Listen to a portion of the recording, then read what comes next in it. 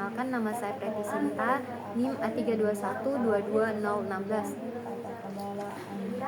Di sini saya akan membacakan pertanyaan-pertanyaan diskusi kelompok pada mata kuliah Sistem Pemerintahan Daerah pada pertemuan 15 hari ini. Jadi pertanyaan pertama, bagaimana keuangan daerah dapat dioptimalkan untuk mendukung pembangunan ekonomi lokal, sementara yang kita ketahui keuangan daerah biasanya diambil alih oleh pemerintah pusat seperti pertambangan dan sebagainya. Jadi, keuangan daerah dapat dioptimalkan dengan meningkatkan pendapatan asli daerah melalui pengelolaan pajak dan retribusi yang efektif, serta mengoptimalkan pengelolaan aset daerah. Pemerintah daerah juga perlu membuat perencanaan keuangan yang baik dan meningkatkan transparansi dan akuntabilitas.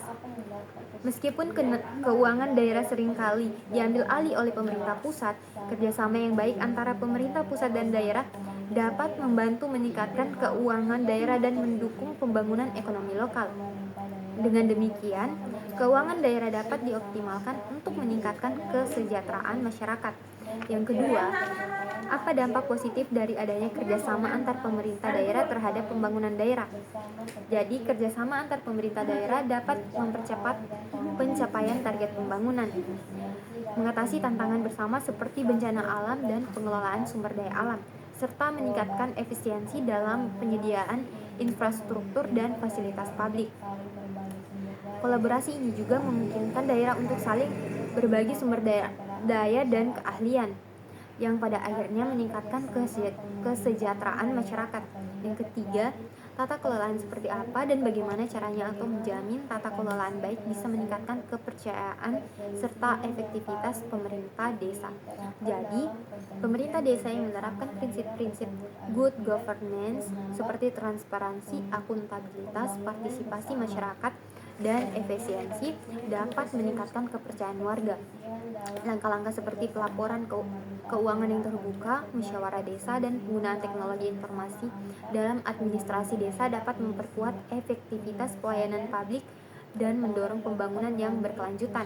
Yang keempat, dalam kerjasama pemerintah daerah, apabila terjadi perselisihan atau konflik, bagaimana mekanisme penyelesaian perselisihan yang paling efektif diterapkan dalam perjanjian kerjasama daerah tersebut agar tidak menghambat pembangunan bersama. Jadi, apabila terjadi perselisihan dalam kerjasama antar pemerintah daerah, penyelesaian pertama dilakukan melalui musyawarah dan mufakat. Jika tidak tercapai kesepakatan, dapat difasilitasi oleh gubernur atau menteri dalam negeri. Sebagai langkah preventif, penting untuk mencantumkan klausul penyelesaian perselisihan dalam perjanjian kerjasama yang mengatur mekanisme penyelesaian seperti mediasi atau arbitrase. Yang kelima, apa perbedaan antara desa dan kelurahan terkait pengelolaan daerah dalam hal pembangunan daerah? Jadi, desa adalah wilayah administratif yang lebih kecil dan otonom, dengan pemerintahan yang lebih dekat dengan masyarakat. Desa memiliki kewenangan untuk mengelola sumber daya dan pembangunan daerahnya sendiri, seperti pengelolaan tanah, lingkungan, dan ekonomi lokal. Sedangkan kelurahan adalah wilayah administratif yang lebih kecil dan merupakan bagian dari kecamatan, dengan peran yang lebih terbatas dalam pengelolaan daerah. Kelurahan lebih fokus pada pelayanan masyarakat dan implementasi kebijakan pemerintah daerah, sedangkan desa memiliki lebih banyak kewenangan untuk membuat keputusan dan mengelola pembangunan daerahnya sendiri. Sekian informasi yang dapat saya berikan.